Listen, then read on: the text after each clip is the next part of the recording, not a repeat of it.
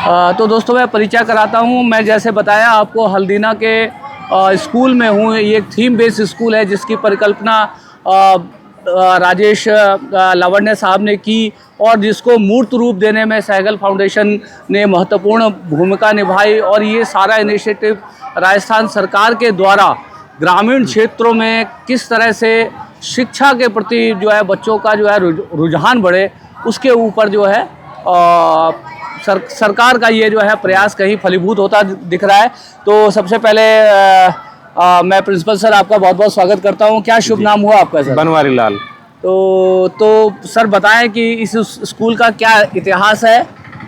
ये विद्यालय सन 1992 में गांव से 3 किलोमीटर आकर इस जंगल में बनाया था और उस समय आकर के इस स्कूल की जो मैं आया सन 2019 में। जी।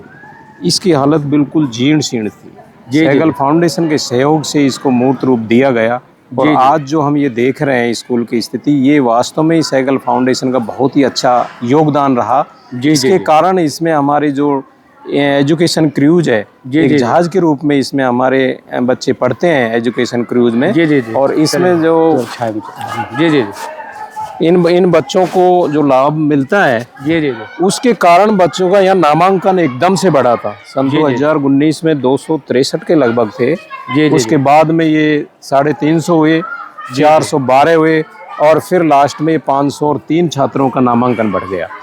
क्योंकि सारे विद्यालयों की जो मूर्त रूप दिया गया वो इस तरह का था कि इसमें सारे क्लासों में रंग रोगन, डिजिटल लाइब्रेरी, ये सहगल फाउंडेशन के सहयोग से ये जो जहाज बना है इसमें भी बच्चे बड़े एलईडी की सहायता से स्मार्ट क्लास कक्ष के रूप में इसको काम में लेते हैं। इसका जो ऊपर का पोर्शन है जहाज का, उसमें एक्टिविटी रूम के रूप में उसमें एक्टिविटी बालक करते हैं। और सभी बच्चे यहाँ पर जो सन 2019 से उनका जो परीक्षा परिणाम रहा है वो 90 हमेशा 92%, 93%, 94% तो बच्चे प्राप्त करते ही हैं। लेकिन विद्यालय का समस्त रिजल्ट 100% से लगातार 5 साल से ऊपर रहा है। 5 साल से लगातार जो है 100% जो है इसका रिजल्ट रहा अच्छा है। बनवारी लाल जी बताइए, शिक्षा में तो जो आप लोगों ने अलग जगाई हुई है, जो लॉ जगाई हुई है जिससे हमारे जो ग्रामीण जो क्षेत्र के जो में जो एक शिक्षा का उजाला आया है और जिस तरह से आप लोग इस भागीरथी प्रयास में लगे हुए हैं, आप और आपके जितने भी सहयोगी शिक्षक हैं, उसके अलावा बताइए कि खेलों के क्षेत्र में जो इस स्कूल का क्या योगदान रहा है राजस्थान के लिए और राष्ट्रीय स्तर पर? देखो, इस विद्यालय में जो मुख्य जो गेम है हैंडबॉल का है। यहाँ का ग्राउंड है वो भी हैंडबॉल के लिए बना हुआ है। यहाँ लगातार 3 साल से,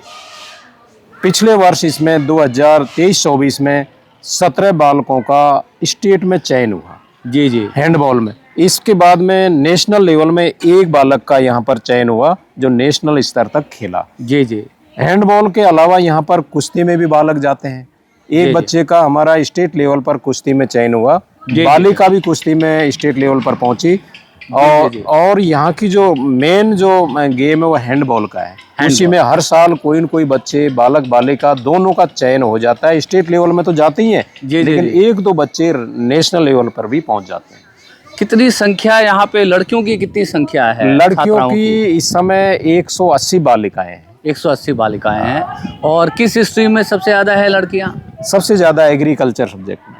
क्या कारण है एग्रीकल्चर में? मैं देख रहा हूँ कि लड़कियों का रुझान पूरे भारतवर्ष में मैंने ये नोट किया है कि लड़कियों का विशेष रुझान जो है एग्रीकल्चर के क्षेत्र में बहुत रहा है। आप क्या कारण समझते हैं? उसके कारण यही है कि हमारा जो राज्य है राजस्थान, ये एक तरह से किसान एग्रीकल्चर उससे जुड़े हुए हैं सारे। ग्रामीण क्षेत्र के जो बालक बालिकाएं हैं वो कृषि क्षेत्र में बहुत ही रुचि लेते हैं और कृषि के बारे में जानकारी भी लेना चाहते हैं। इसमें चलो अपने छात्र तो जाते ही हैं, लेकिन बालिकाओं को भी ये रुचि होने लगी कि हमारे कृषि विज्ञान के सब्जेक्ट से हम आगे अच्छे पदों पर जाएंगे, कृषि के बारे में जानकारी होंगी, कौन कौन सी फसलों में कौन कौन सा कीटनाशक दवाएं देनी पड़ती हैं, कौन कौन सी उनको उपज बढ़ाने के लिए उसमें कार्बन्स डाले जाते हैं। इसको जानने के लिए बच्चों की रुचि जागृत हुई। उसके अलावा बताएं कि और इस स्कूल की क्या खासियत है? जल संरक्षण के लिए कुछ है यहाँ पे? इस विद्यालय में पूरे जो हमारे 24 कमरे हैं, इनके दोनों साइड से जो वाटर हार्वेस्टिंग सिस्टम के जो पाइपों के द्वारा यहाँ वाटर संग्रहण एक टैंक बनवा दिया गया है। 2 टैंक जो खेल का मैदान है उसके पीछे की साइड को जो पिछली मोरियां हैं उसके पीछे के पानी के लिए भी वहाँ वाटर टैंक हमने बनवा दिया है। वो संग्रहण होते हैं, वहाँ पर 2 टैंक है। इधर विद्यालय के इस एरिया में जो सामने से पानी जाता है वो हमारा एक टैंक बना हुआ है। इसमें 20 मीटर गहराई का है, 20 फुट गहराई का है। और उसमें पानी को हम संग्रहित करके गर्मियों में जब पानी की कमी आती है तो जो हमारे पेड़ पौधे हैं उनमें पानी को देने के लिए उसको मोटर हमने लगा रखी है। उससे इसमें हम सिंचाई को काम में लेते हैं, जिससे ये विद्यालय हरा भरा बना रहता है। क्या चुनौतियां हैं इस विद्यालय के लिए, बनवारी लाल जी के लिए, इस एक अभिभावक के तौर पे, क्योंकि स्कूल का प्रधानाचार्य पूरे स्कूल का अभिभावक होता है, पेरेंट होता है, तो क्या चैलेंजेस हैं और क्या मतलब अपेक्षाएं हैं? आपको लगता है कि आने वाले समय में और जो है इस स्कूल को बढ़िया जो है मतलब बनाया जाए, क्या लगता है आपको? देखो, मेरे को ऐसा है कि मैं तो इसी गांव का रहने वाला हूँ। जी। इसी विद्यालय में पढ़ा हूँ। जी। और मुझे तो ये विद्यालय में देखो इतनी रुचि है कि विद्यालय को ज्यादा से ज्यादा चहुमुखी विकास इसका हो, हमारे चारों तरफ से इसका विकास करना। मेरे एक तरह से मैं जानता हूँ कि भाई अब मेरा जो रिटायरमेंट में 11 महीने रहे हैं, तो मैं ये चाहता हूँ मैं रहते रहते इसका और विकास कर जाऊँ विद्यालय का।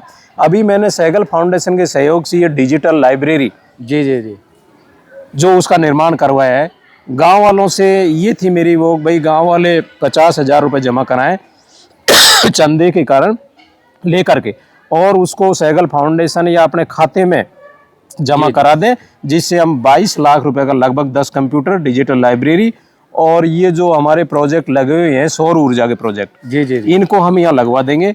मैंने उसी दिन खाते में 50,000 रुपये मैंने स्वयं ने जमा करा दिए कि मैं गांव का रहने वाला, मुझे विश्वास है हमारी जो विलेज डेवलपमेंट कमेटी है वो निश्चित रूप से इस चंदे को जमा करा देगी। तो उसके विकास के लिए अब हमारे यहाँ 10 कंप्यूटर लग गए हैं और LED लग गया है, और सारी जो क्लासेज के जो कोर्स हैं हमारे उनका टाइम टेबल मैंने बना रखा है। जैसे हमारे मान लीजिए कोई फिजिक्स टीचर नहीं आया, फिजिक्स का लेक्चरर नहीं आया, तो हम यहाँ पर आराम से बच्चों को बैठा करके और उनको लेसन चालू कर देते हैं, और कंप्यूटरों के माध्यम से जो डिजिटल जानकारी है वो सारे उनको देते रहते हैं और बच्चे आराम से पढ़ लेते हैं। मेरे विद्यालय में 3 LED लग चुके हैं। 24 घंटे लाइट, सौर ऊर्जा लगने के कारण अब 24 घंटे लाइट रहती है। एक वाचनालय कक्ष में LED लगा हुआ है, उसमें भी 6 से 8 तक की क्लासेज हम बैठा देते हैं और वो भी अपने शिक्षा संबंधी ज्ञान को बढ़ाते रहते हैं। इधर ये हमारा ये जो जहाज है इसमें भी हमने एक LED लगा रखा है, उसमें भी जब आवश्यकता पड़ती है तो उससे अपनी जो भी क्लासेज, नए जो शिक्षा विज्ञ हैं उनके जो लेसन है, उनके जो प्लान है, उनको भी हम बच्चों को जानकारी इनके माध्यम से देते रहते हैं। तो दोस्तों, ये थे बनवारी लाल जी हल्दीना गांव से। मैं जो समग्र शिक्षा अभियान के तहत जो इन स्कूलों को जो रीडेवलप किया गया है, रीडिज़ाइन किया गया है, वहाँ से आप सबसे जो है मुखातिब हूँ और हमने सुना कि क्या क्या विशेषताएं हैं। तो ये सब पॉजिटिव स्टोरीज़ हैं हमारे गांव देहात, और अभी हम रंगीले राजस्थान में हैं, तो ये राजस्थान की जो है पॉजिटिव स्टोरीज़ हैं। इन स्टोरीज़ को जो है बहुत कम लोग कवर करते हैं। हमारा उद्देश्य होता है कि ऐसी जो पॉजिटिव स्टोरीज़ हैं उनको कवर करके देश दुनिया को दिखाएं कि क्या चल रहा है हमारे गांव देहात में और किस तरह से सरकार की इनिशिएटिव रंग ला रही है, और सरकार किस तरह से शिक्षा के क्षेत्र में अपने बच्चों के ऊपर निवेश कर रहे हैं, क्योंकि एक शिक्षित नागरिक ही शिक्षित राष्ट्र का निर्माण कर सकता है। तभी जो है हम ये सही मायनों में कह पाएंगे कि हम 2047 तक विकसित देश होने का सपना देख रहे हैं। उस सपने को पूरा करने में ये जो हमारे जो जितने शिक्षित नागरिक, जितने ज़्यादा से ज़्यादा लोग शिक्षित होंगे, उतने जल्दी से जल्दी हमारा देश जो है विकसित देशों की श्रेणी में आएगा। तो रिपोर्ट कैसी लगी बताइएगा। यदि रिपोर्ट अच्छी लगी और तो मैं ये कहना चाहूँगा कि चैनल अब तक सब्सक्राइब नहीं किया तो सब्सक्राइब कर लीजिएगा। हम जो इस तरह के गांव देहात की जो पॉजिटिव स्टोरीज़ करते हैं उसके ऊपर यदि आप कुछ लिखना चाहें तो कमेंट बॉक्स में लिख भी दीजिएगा।